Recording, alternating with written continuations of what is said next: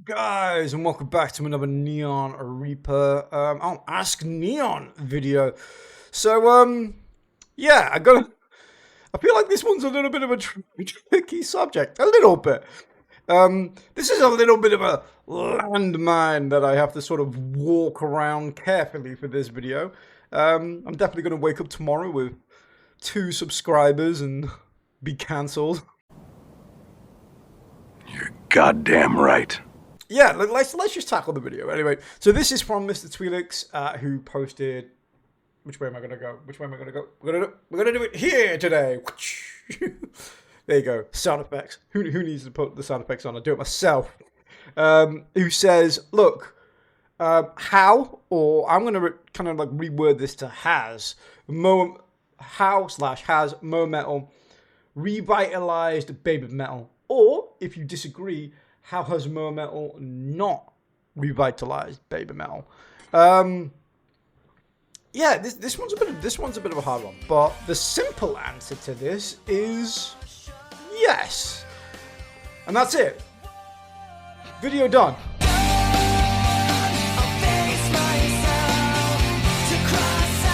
But that would be a bit of a cop-out, wouldn't it? So that's too easy. That would be like the shortest, sweetest video ever.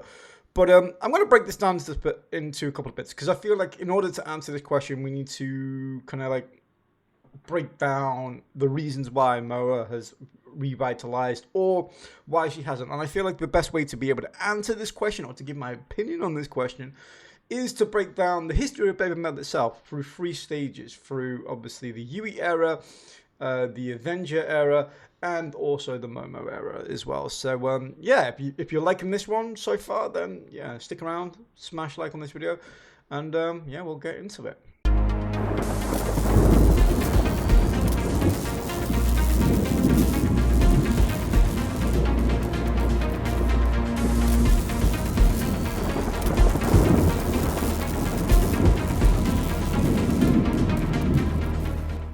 Yeah, as I said before at the beginning of the video, I think the answer is yes. I do wholeheartedly believe that Moa has revitalized BABYMETAL.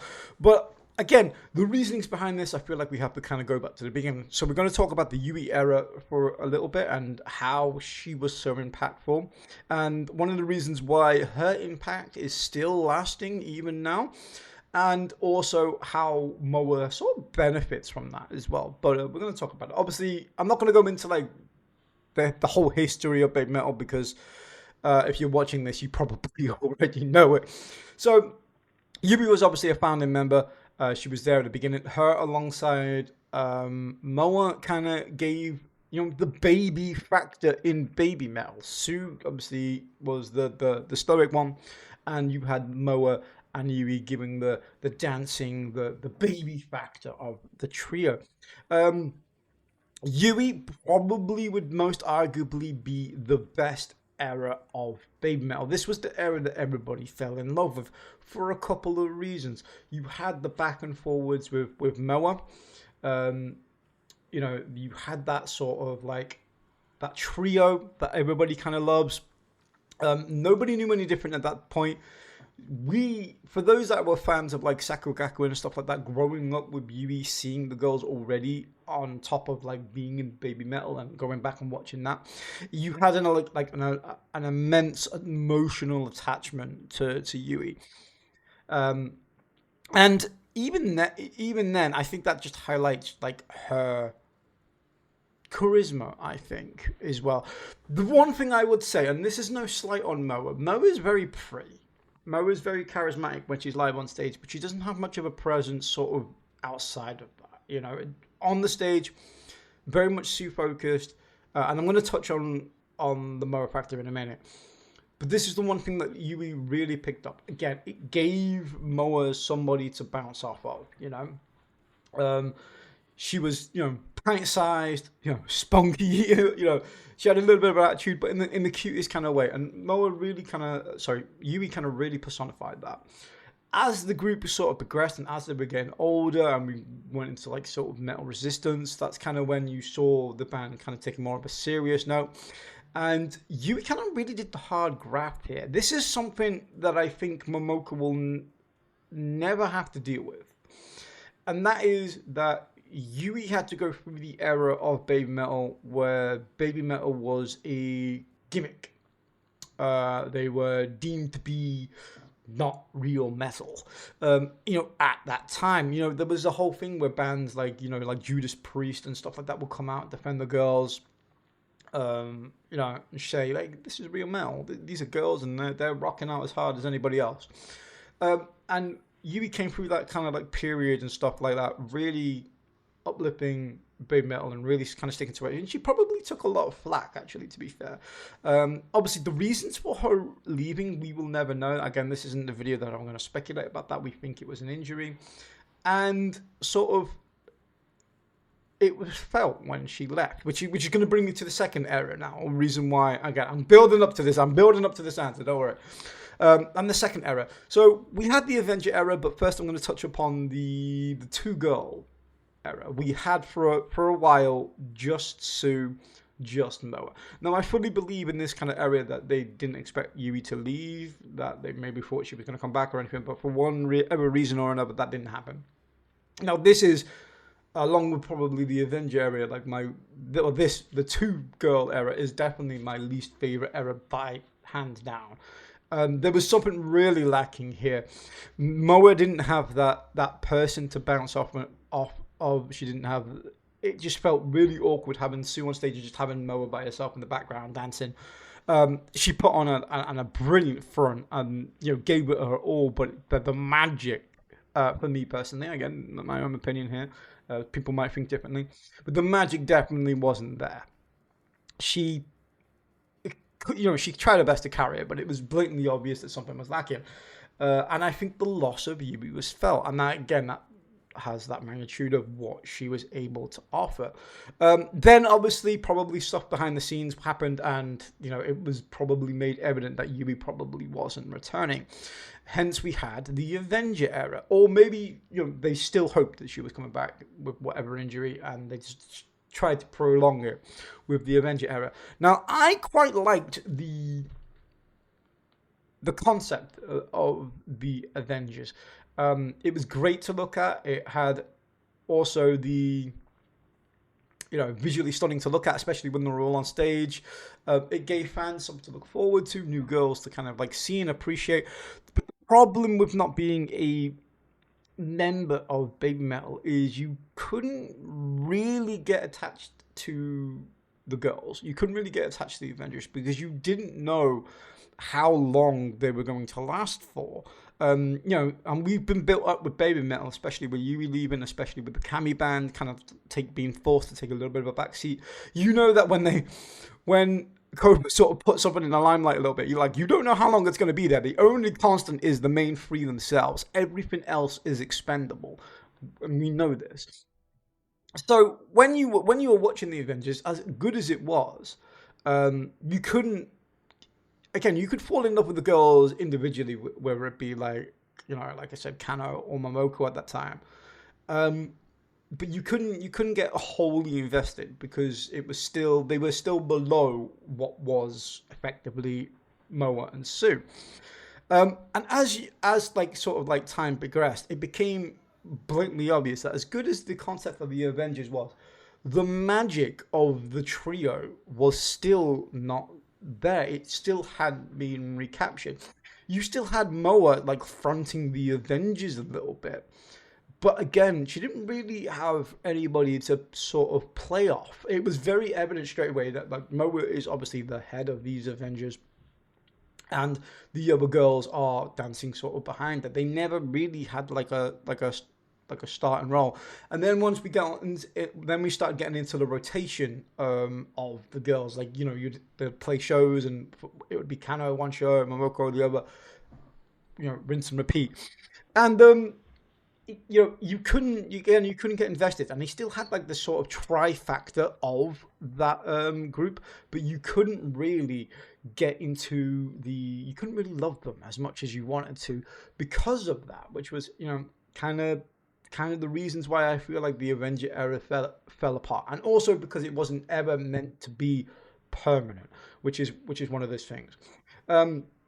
So even though as an individual girl, like Momoko definitely stood out in front of all the rest. For me personally, I also again really liked Kano. Again, it just felt detached almost, and you couldn't get invested. And I think they knew this, and I think a new third member was needed. There was definitely a detachment as well, I think, from Sue to the rest of the girls, or in this case, Moa leading the Avengers. It just felt a little bit discombobulated, and yeah, it just didn't quite work, you know. So anyway, that gets me on to the next phase, which is the Momoko era, effectively. The Momoko era is kind of like, again, kind of where she shines because of those factors that I've already previously talked about. This is why she has such an effect on the band. When she came in, she was a breath of fresh air. But I also think when she came in, she wasn't trying to be Yui, you know? And I think that is the most important part. She had personality. They really focused on her. They gave her a lot to do. We already had Moa, which is, the dancer. I don't think if they would have hired a third person and come in and it was just doing the same thing as Moa, I feel like that would have been a disappointment. It would have just been trying to recapture the same essence as before a little bit, or as close as. And I'm really glad they didn't sort of take that route, okay?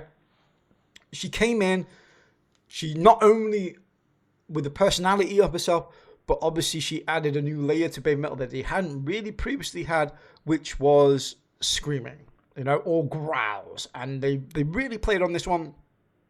And in the new record, she had a lot of growls, especially on like song 3, and like the Ratatata as well. As well as, I think Kawaii is a good example of all the girls just having fun and showing their personalities, which I really like. But she came in, offered a different direction, offered the scream and growl version, which is something Moa has been sort of credited with in the past a little bit, but she's never effectively kind of gone in the singer or growl direction. Like, she's been very happy to be in the dance segment of BABYMETAL and not really push too much more. Where I feel like with Momoko, you've got a slightly different edge. She can do the dancing, but I also feel like she was going to be the one that's going to cover the harsher vocals that maybe Sue wouldn't do, and that gives her a purpose, that gives her a point, that gives her validity on why she exists, which I really like.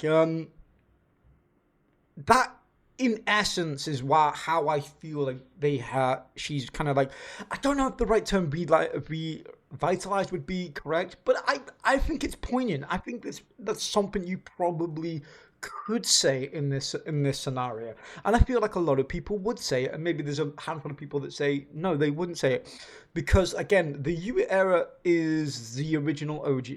Like, you didn't know what else you could get at that point, and I feel like at that early stage, BABYMETAL were universally loved, especially coming through that hard stretch that they had into Metal Resistance. They were just on the rise. And you could tell through Metal Galaxy, as good as Metal Galaxy was, that their sort of like trajectory kind of plateaued a little bit. It kind of fell. And I really feel like with Momoko, after the whole like sort of like stretch with the Avengers, Momoko's really come in, and I feel like the fan base is really taken to her. They really love her. I love her attitude. I love her her quirkiness a little bit, and also as well her adult nature a little bit. We've seen like sort of to prevail memes where she goes, "That's bullshit." Give me your best scream. This is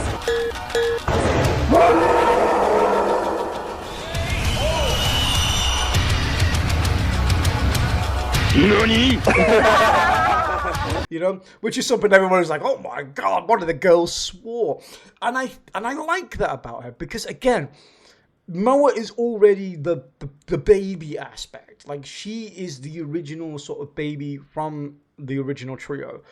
Momoko is something different, and I like that. She's not a carbon copy. She does her own thing. She offers her own unique style and blend, which I think is very important to this. And as you know, we sort of progress now. I can honestly say I'm excited. You know, maybe my biggest complaint with the latest album is maybe it's a little bit collaboration heavy. I still think there's some stellar songs on there, and I'm really glad with what we got. I would really like to see them do sort of like less collaborations in the future and have like an album that's like mostly just more baby metal. But again, having her in is good. I like the cheekiness. She's more of a mature presence in the lineup. So you've got Sue, who's always forever is going to be that stoic figurehead of the three. And then you've got Moa now, which has the baby, the dance aspect, and now you have Moa, which has that dance and sort of like edge a little bit. She's a cutesy edge, you know, hardcore but adorable at the same time.